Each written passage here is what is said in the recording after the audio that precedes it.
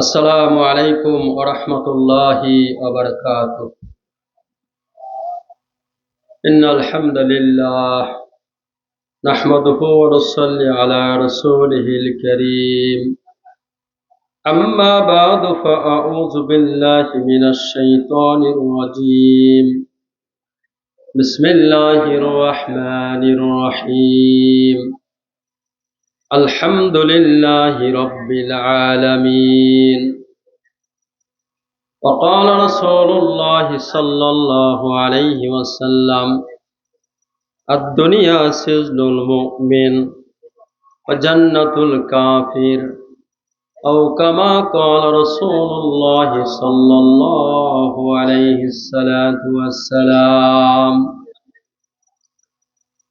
اللهم صل على محمد وعلى آل محمد كما صليت على إبراهيم وعلى آل إبراهيم إنك حميد مجيد.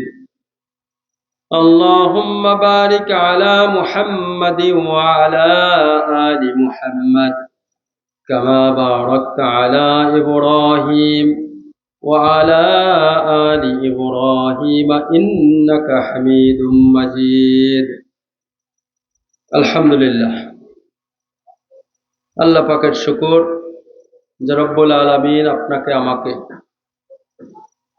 জান্নাতের এই পরিবেশে, জান্নাতের এই বাগানের ভিতরে আসার বসার তৌফিক দান করেছেন। এই জন্য আমরা দিল থেকে শুকরিয়া আদায় করি, সবাই বলি আলহামদুলিল্লাহ। মাশাআল্লাহ, অনেক সুন্দর আওয়াজে আপনারা শুকরিয়া আদায় করছেন। আবার শুকরিয়া আদায় করেন, আলহামদুলিল্লাহ। শুকরিয়া আদায় করলে রব্বুল আলামিন আপনাকে আমাকে নেয়ামত বাড়ায় দেবে। আল্লাহ তাআলা আপনাকে আমাকে যত নেয়ামত দান করেছেন, এর ভিতরে সর্বশ্রেষ্ঠ নেয়ামত আল্লাহ তাআলা আপনাকে আমাকে বিনা দরখাস্তে, বিনা চাওয়ায় আপনাকে আমাকে মুসলমান বানাইছে। হাদিস শরীফের ভিতরে আসছে, মান ক্বালা লা ইলাহা ইল্লাল্লাহ দাখালাল জান্নাহ। যে ক্লাসের সাথে কালিমা পড়ছে তার জন্য জান্নাতের মালিকানা হয়ে গেছে। এই জন্য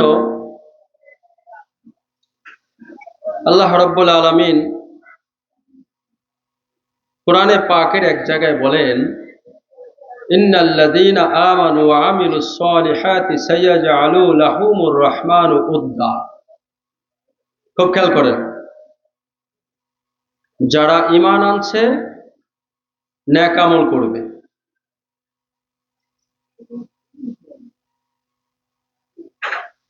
তো আল্লাহ তাআলার ফেরেশতারা ঘোষণা করেন, মানে এটা একটা রমজানের, আমার দিক মনোযোগ হন সবাই, এই যে আমার দিক তাকান। রমজানের অধ্যায় একটা হাদিস আছে, সেই হাদিসের অংশটা হলো এভাবে যে রোজাদারকে আল্লাহ তাআলা ভালোবাসেন, ফেরেশতারাও ভালোবাসেন, সমুদ্রের মাছও ভালোবাসেন, অর্থাৎ সবাই তাকে ভালোবাসে। এবার একটু ভালো করে আয়াতটা বোঝার চেষ্টা করেন। আল্লাহ তাআলা বলেন, এই বাচ্চারা আমার দিক তাকাও, যে জিবরাইল আমিন, আমি আল্লাহ এই বান্দাকে ভালোবাসি। তো জিবরাইল আমিন ঘোষণা করে যে আল্লাহ এই বান্দাকে ভালোবাসে, সুতরাং আমি জিবরাইল আমিনও ভালোবাসি। জিবরাইল আমিনের এই ঘোষণার পরে সমস্ত ফেরেশতারা বলে, এই ব্যক্তিকে আল্লাহ ভালোবাসে, তাই জিবরাইল আলাইহিস সালাম ভালোবাসে, তাই আমরা সমস্ত ফেরেশতারাও তাকে ভালোবাসি। এখন দেখবেন সংসদে অনেক সময় মাননীয় স্পিকার বলে না, এই মাননীয় স্পিকারের ওইখানে আরো কিছু লোক বসা থাকে, বিভিন্ন মন্ত্রণার দায়িত্বের লোক বসা থাকে। কথা বলেন না কেন? কেউ পানি মন্ত্রী, কেউ খাদ্য মন্ত্রী, কেউ যোগাযোগ মন্ত্রী, কি বলেন, আছে না? আল্লাহ রাব্বুল আলামিনেরও একটা পার্লামেন্ট আছে, আল্লাহ রাব্বুল আলামিনেরও মন্ত্রী পরিষদ আছে। এবার এখানে যেমন স্পিকার আছে, এখানে যেমন দলের চেয়ারম্যান আছে, আল্লাহ তাআলা হইল গোটা দুনিয়ার বাদশার বাদশাহ। আল্লাহ পাকের বন্টনের ক্ষেত্রেও, আমি ভদ্রভাবে বললাম, মাইকেলার ছেলেটা কত বড় বেয়াদব দেখছেন, পরে আমি ডাকতেছি, ও আমার কাছে আসে না, কথার সাউন্ড বাড়ে কমে। আমি ওর একটা জিনিস বুঝাই দেবো, দেখেন না, কথা আমি বলতেছি, জোরে বলবো না আস্তে বলবো, কথা এলোমেলো হইতেছে, ও আমার কাছে আসতেছে না কেন? কোন আওয়ামী লীগের মশালার বাচ্চা হলো কান ধরে টানিয়ে নিয়ে আসতো না, বলেন এখন ওরে? কারণ আলোচনা তো করবে ছাড়ে,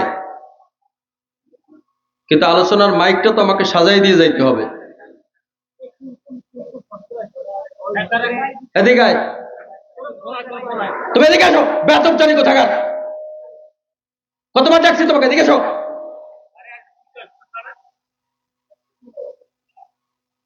তুমি রাগাইলে কেন আমারে? তোমাকে তো ভাইয়া ভদ্রভাবে ডাকছি, প্রথমে তোমাকে ডাকছি কিনা বলো?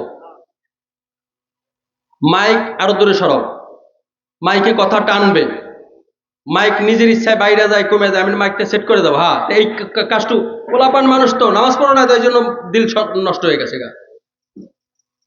তো বেটা আমার ভিডিওটাই তো নষ্ট করলি, তোর উপর কেন রাগ করবো বাবা? বলেন আমি ভদ্রভাবে ডাকছি না, বিনয়ের সাথে ডাকছি না? বাস ঠিক আছে, আটু সামনে গাই দাও, আমি তো মাইকটা সেট করে দিয়ে দেবো, স্যারে যাতে সুন্দরভাবে আলোচনা করতে পারে, ঠিক না? বাস, দেখতে দাও, পড়ে না যায় কেন ভাইয়া, তোমার উপর রাগ করবো কেন আমি? পড়ে না যায়, দেখো সেট করো, অসুবিধা নেই, আমার সময় যায় যাক, আমি এটাকে ঠিক করে দিয়ে যাই। দেখো, না ঠিক হয় নাই। আচ্ছা তো বুঝছি ভাইয়া, শোনো আমার দিক তাকাও, ভাই আমার দিক তাকাও, মনে হয় এটার সাথে বাজাই দিলে ভালো হয়, তোমার মাইক বাজাই দাও, দাও বাজাই দাও, বাজাই দাও, ঠিক আছে বাজাই দাও, প্রয়োজনে চেয়ার সরাই দিই, একটু অসুবিধা নেই, চেয়ারটা একটু বেশ সরাই দেয়। আমি কেন তুমি রাগাইলে আমাকে বলো, আপনারা বলেন, আমি বেদবি করছি শুরুতে? মাইকে ডাকতিস তাকে, 1 কিলোমিটার লোকে শুনতেছে না, তো তুমি শুনলা না কেন? ঠিক আছে, দুরূদ শরীফ পড়েন সবাই, আল্লাহুম্মা সাল্লি আলা মুহাম্মাদি ওয়া আলা আলি মুহাম্মাদ কামা সাল্লাইতা আলা ইব্রাহিম ওয়া আলা আলি ইব্রাহিম ইন্নাকা হামিদুম মাজিদ। তা আল্লাহ রাব্বুল আলামিন বলেন যে এই বান্দারে আমি ভালোবাসি, তুমি জিবরাইল ভালোবাসো। জিবরাইল আলাইহিস সালাম ঘোষণা করে তোমরা সৃষ্টিকুলের ফেরেশতারা সবাই ভালোবাসো। ফেরেশতারা আবার এক একজন এক এক দায়িত্ব প্রাপ্ত আছে, ওই সমস্ত ফেরেশতারা এলান করে দেয় এই বান্দাকে আল্লাহ ভালোবাসে, আমি জিবরাইল ভালোবাসি, সমস্ত ফেরেশতারা ভালোবাসে, সুতরাং তোমরা আসমানে, জমিনে, সমুদ্রে, পানির ভিতরে যে যেখানে আসো সবাই এই বান্দাকে ভালোবাসো। সুবহানাল্লাহ। এটা লাগবে না, ঠান্ডার সমস্যা তো। তা সেই আল্লাহ পাকের শুকরিয়া আদায় করা দরকার কিনা বলেন? কি বলেন? আমাদের বর্তমানে একেবারে রানিং সংসদ, আনন্দের সাথে আমরা সবাই দেখি, ঠিক না? এখানে দেখবেন বলে যে মাননীয় স্পিকার আপনাকে ধন্যবাদ, প্রথম কথাই। তারপর কেউ বলে মাননীয় স্পিকার আমরা একাত্রে আপনার সাথে কলেজ জীবনে সময় কাটাইছি। তারপর বলে মাননীয় স্পিকার আপনি আমার এলাকার লোক। আসলে কি মনে করেন আপনারা এটাকে মাননীয় স্পিকারকে খুব ভালোবাসে এই জন্য? পগায় পগায়, আমাকে বরিশালী ভাষায় কি কয়, পগায়, যাতে একটু সময় 2 মিনিট বাড়ায় দেয়। কথা বলেন না এখন? কিন্তু পগানো উচিত ছিল আমার আল্লাহ পাককে, ঠিক কিনা বলেন? যে আল্লাহ আমাকে বাড়ি দিছে, গাড়ি দিছে, জায়গা দিছে, জমিন দিছে, স্ত্রী দিছে, সন্তানদের স্বাস্থ্য দিয়েছে, যে আল্লাহ দয়া করে বিনা চাওয়ায় আল্লাহ আপনাকে মুসলমান বানাইছে। আল্লাহ পাক বলেন ইয়া আইয়ুহাল ইনসান মা গররাকা বিরাব্বিকাল কারীম, আমি তো কারীম রব। কারীম রব মানে হলো না চাইতে যে জিনিস আল্লাহ তাআলা দিয়ে দেয়। চোখ চাইছিলাম, হাত চাইছিলাম, ব্রেন চাইছিলাম, পা চাইছিলাম, হার্ট কিডনি চেয়েছিলাম, মুসলমানের দরখাস্ত করেছিলাম, নাকি বিনা চাওয়ায় আল্লাহ দয়া করে মায়া করে আল্লাহ তাআলা মুসলমানের ঘরে দিয়েছে। আর ওমর রাদিয়াল্লাহু তাআলা আনহুকে আল্লাহ রাসূল বলেন যে ওমর তুমি লোকের মধ্যেই ঘোষণা করে দাও ঈমানওয়ালারাই জান্নাতের ভিতরে থাকবে, বলেন সুবহানাল্লাহ। আর একবার বলুন সুবহানাল্লাহ। রাগ করছেন আমার উপরে? এখন খুশি হয়েছেন? দোয়া করতেছেন তো? রাগের সময় যার রাগ না আসে সে একটা গাধা। সবাই বলেন, বলেন না? রাগের সময় রাগ না যার আসে সে কি, বলেন না? রাগকে যে ধরে রাখে সে শয়তান। বলেন বলেন বলেন। রাগকে যে ধরে রাখে সে কি? আর রাগের সময় রাগ যার না আসে গাধা। বলেন না? গাধা। তাই তো জিহাদের ময়দানে সাহাবায়ে কেরামের যেখানে রাগ হওয়ার প্রয়োজন ছিল সেখানে এই পরিমাণ রাগ হয়েছে, তলোয়ার দ্বারা দুই টুকরা করতেছে তো করতেছে। খালিদ বিন ওলীদ দুই হাতে কাফেরদেরকে কোনো মায়া করতেছে না, ফেলাই দিতেছে। ঠিক কিনা বলে? এটা আল্লাহর দুশমন, ঠিক না?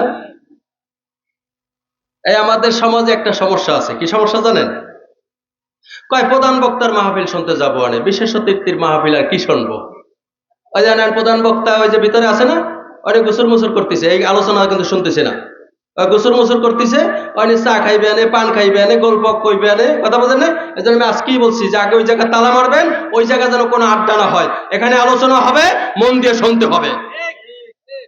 আজকের থেকে এই কথাটাও জেনে নেন। আপনার চাইতে ক্ষুদ্রতম ক্ষুদ্র ব্যক্তি আলোচনা করতেছে, সে আপনার চাইতে অনেক কম জানে, অনেক কম বোঝে, তারপরেও আল্লাহ পাকের কোরআন এবং হাদিস থেকে কথা বলতেছে। আপনি যদি তার কথা মনোযোগ সহকারে শুনতে পারেন তাহলে আপনি অহংকার মুক্ত। আর যদি মনে করেন ও দেড়টার মৌলবী কি কইবে, তাহলে আপনি অহংকার যুক্ত। আর যদি যাররা পরিমাণ অহংকার আপনার ভিতরে থাকে তাহলে আপনার আল্লাহর জান্নাতের ঘেরানো পাবেন না। এখন মাইকটা সুন্দর হয়েছে না? আমিও শান্তিপূর্ণভাবে কথা বলতে পারতেছি না, আমাদের প্রধান বক্তাও শান্তিপূর্ণভাবে কথা বলতে পারবে। কি কথা বলেন, ঠিক কিনা? তাহলে এই আমাকে তো রাগাইলো, রাগের কারণে রাখছি না? তার রাগের সময় যার রাগ না আসে সে কি, বলেন না? গাধা। বলেন না? আর যে রাগকে ধরে রাখে কি সে কি বলেন? শয়তান। তাহলে এখন আর ওই ছেলেটার প্রতি কোনো রাগ আমার নাই। আমি ওরে আল্লাহর জন্য মাফ করে দিলাম। ওরে যে মাফ করে দিছি সেটা আমার স্বার্থে মাফ করছি। কেন মাফ করছি? আল্লাহর রাসূল বলেন তুমি যদি অন্য কোনো ব্যক্তিকে মাফ করে দিতে পারো তা আমি আল্লাহ কিয়ামতের ময়দানে তোমারে মাফ করে দেব। তাহলে মাফ করছি কার জন্য? আমার জন্য। বলেন না কার জন্য? আবার অনেকে আমরা বলি না ভাই আল্লাহর জন্য করব। কার জন্য? না, আল্লাহর জন্য কিছু করা লাগবে না। নামাজ পড়বেন, হজ করবেন, জাকাত দিবেন, কোরবানি দিবেন, সত্য কথা বলবেন, আল্লাহ পাকের জিকির করবেন, আল্লাহর জন্য না, আপনার জন্যই। কিন্তু কথাটা হবে আল্লাহর রাজি খুশির জন্য। বলেন না কথাটা? কি হবে বাবা, কথাটা বলেন তো? আল্লাহর রাজি খুশির জন্য। কিন্তু প্রয়োজনটা কার হবে? প্রয়োজনটা কার হবে? আচ্ছা, এবার আল্লাহ রাব্বুল আলামিন কুরআনুল কারীমের ভিতরে এক আয়াতের ভিতরে আল্লাহ পাক বলেন ইন্নাল্লাযীনা আমানু ওয়া আমিলুস সলিহাতি উলাইকা হুম খায়রুল বারিয়াহ। জোরে বলুন সুবহানাল্লাহ। আল্লাহ রাব্বুল আলামিন বলেন দুনিয়াতে যারা ঈমান আনবে, নেক আমল করবে, তারা হলো সৃষ্টির সেরা। জোরে বলুন সুবহানাল্লাহ। তারা কি বলেন তো? বুশকে সেরা বলছে? ট্রাম্পকে সেরা বলছে? লাদেনের পুতিনকে সেরা বলছে? তারেক জিয়াকে প্রধান বলছে? সেরা বলছে? শেখ হাসিনাকে সেরা বলছে? শেখ মুজিবুরকে সেরা বলছে? নাকি আল্লাহ বলছে যে ঈমান আনবে, নেক আমল করবে, সে সৃষ্টির শ্রেষ্ঠ? বলুন সুবহানাল্লাহ। তাহলে একজন ক্ষুদ্রতম রিকশাওয়ালাও যদি আল্লাহর প্রতি বিশ্বাস স্থাপন করে, অর্থাৎ ঈমান আনে, আর সে নেক আমল করে, তাহলে সেই ব্যক্তি সৃষ্টির শ্রেষ্ঠ। বলেন সুবহানাল্লাহ। সে ব্যক্তি কি? সৃষ্টির শ্রেষ্ঠ। বলেন না? সৃষ্টির শ্রেষ্ঠ। কোন ব্যক্তি? যে ব্যক্তি ঈমান আনবে, যে ব্যক্তি ঈমান আনবে আর যে ব্যক্তি কি করবে? নেক আমল করবে, সে ব্যক্তি কি হবে বলুন? সৃষ্টির শ্রেষ্ঠ। তাহলে আমরা মুসলমান কি বলুন তো? সৃষ্টির শ্রেষ্ঠ। তাহলে এজন্য কি একবার শুকরিয়া আদায় করা যাবে না? আলহামদুলিল্লাহ। আল্লাহ পাক বলেন আর এক জায়গায় ওয়াত্তাকুন নারাল্লাতী উইদ্দাত লিল কাফিরিন। সুবহানাল্লাহ। আগেই বলেন। আল্লাহ পাক বলেন, তোমরা সেই জাহান্নামকে ভয় করো যা কাফেরদের জন্য প্রস্তুত করা হয়েছে। তার মানে কি বলুন তো? তার মানে জাহান্নাম এটা মুসলমান মুমিনের জন্য আল্লাহ রেডি করে নাই, এটা রেডি করেছে যারা আল্লাহকে অস্বীকার করবে, অর্থাৎ কাফের মুশরিকদের জন্য। সুবহানাল্লাহ বলেন। বোঝেন নাই কথা, তাই সুবহানাল্লাহ বলতে পারেন নাই। আবার বোঝেন, আল্লাহ পাক কোরআন শরীফে সূরা আলে ইমরানে আল্লাহ আমাদেরকে জানায় দিছে, তোমরা সেই জাহান্নামকে ভয় করো যা কাফেরদের জন্য প্রস্তুত করা হয়েছে। আল্লাহ কি বলছে? মুসলমানদের জন্য প্রস্তুত করা বলছে না কাফেরদের জন্য বলছে? তাহলে দিল থেকে শুকরিয়া আদায় করেন আলহামদুলিল্লাহ, যে আমাদের মুসলমানদের জন্য তাহলে কি নাই? জাহান্নাম নাই। জাহান্নাম কাদের জন্য? কাফেরদের জন্য। কিন্তু কোরআনে কেন উঠাইলো? হ্যাঁ, মুসলমান হয়েও যদি আল্লাহর কোরআনের বিধানকে বিশ্বাস না করো, আর তুমি যদি মুরতাদ হয়ে যাও, কাফের হয়ে যাও, তাহলে কাফেরদের জন্য যে জাহান্নাম, ওই জাহান্নাম তোমার জন্য হবে। কথা ঠিক কিনা বলে? এটা কি সুসংবাদ কিনা? তাহলে ওয়াত্তাকুন নারাল্লাতী উইদ্দাত লিল কাফিরিন। আল্লাহ বলেন সেই জাহান্নামকে ভয় করো যা প্রস্তুত করা হয়েছে কাদের জন্য বলুন? কাফেরদের জন্য। আল্লাহ রাব্বুল আলামিন আরেক জায়গায় বলেন, একটা আয়াত পড়ে আল্লাহ পাক বলেন, ওয়াসারিউ ইলা মাগফিরাতিম মির রাব্বিকুম। আছে না সূরা আলে ইমরানে? আল্লাহ পাক বলেন, তোমরা সেই জান্নাতের দিকে দৌড়াও যেই জান্নাতের প্রশস্ততা হবে আসমান এবং জমিন বরাবর, আর মুত্তাকিদের জন্য আল্লাহ পাক প্রস্তুত করেছে জান্নাত। বলুন সুবহানাল্লাহ। আবার বলেন আলহামদুলিল্লাহ। একবার চিন্তা করছেন, জাহান্নামের আগুন প্রস্তুত করছে কার জন্য? কাফেরদের জন্য। মুমিনদের জন্য প্রস্তুত করছে কি বলেন? জান্নাত। মধুর নদী, দুধের নদী, শরবতের নদী, ৮০,০০০ খাদেম। সুবহানাল্লাহ। ঈসা নবীর মতন বয়স, দাউদ আলাইহিস মতো কণ্ঠ, মুসা আলাইহিস মতো শক্তি, আল্লাহ নবীর মতো আখলাকার চরিত্র দিয়ে ঢুকাইবে কোথায়? এই জান্নাত প্রস্তুত করছে আল্লাহ কার জন্য বলেন? মুত্তাকিদের জন্য। সবাই বলেন কার জন্য? মুত্তাকিদের জন্য। আল্লাহ রাব্বুল আলামিন সূরা আর রহমান এক জায়গা বলেন, হাজিহি জাহান্নামুল্লাতী ইউকাজ্জিবু বিহাল মুজরিমুন। আল্লাহ রাব্বুল আলামিন বলেন, এটা সেই জাহান্নাম, এটাই সেই জাহান্নাম যা কাফেররা অস্বীকার করত। আলহামদুলিল্লাহ বলেন আবার। তার মানে এখানেও আল্লাহ জানাইতেছে জাহান্নাম কাদের জন্য বলুন? কাফেরদের জন্য। আল্লাহ রাব্বুল আলামিন এরপরে আয়াতে আল্লাহ তাআলা বলেন, ইয়াতুফুনা বাইনাহা ওয়া বাইনা হামিমিন আন। আল্লাহ পাক বলেন, জাহান্নামীরা ফুটন্ত গরম পানির ভিতরে এবং আগুন এবং ফুটন্ত গরম পানির ভিতরে ঘুরতে থাকবে। আর তারা বলবে আল্লাহ পাক বলবে, এরপরে তোমরা আল্লাহ পাকের কোন নেয়ামতকে অস্বীকার করো? আমার কথা একটু আটকে আছে একটা কারণে। আমি একটা কথা বলছিলাম, কথাটা রাখা হয়নি। আমি বলছিলাম আমার আলোচনা চলাকালীন এখানে লোক থাকবে, কিন্তু আসে নাই।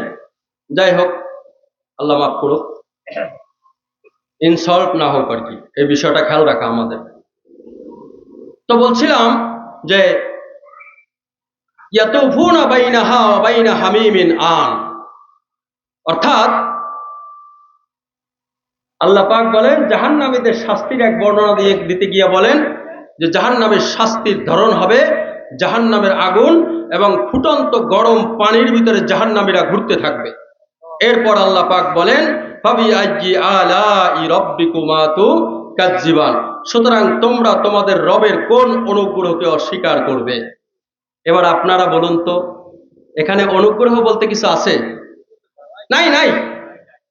অনুগ্রহ আছে?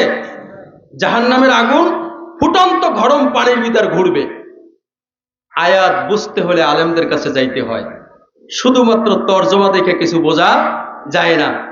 আমাদের মিরপুর 14 নম্বর জামিউল উলুম মাদ্রাসা আছে, ওখানে একজন মুফতি সাহেব আছে ইফতা বিভাগে, মুফতি ওবায়দুল্লাহ সাহেব। তার কাছে আমি গেলাম যে হুজুর আমি আয়াতটা বুঝলাম না।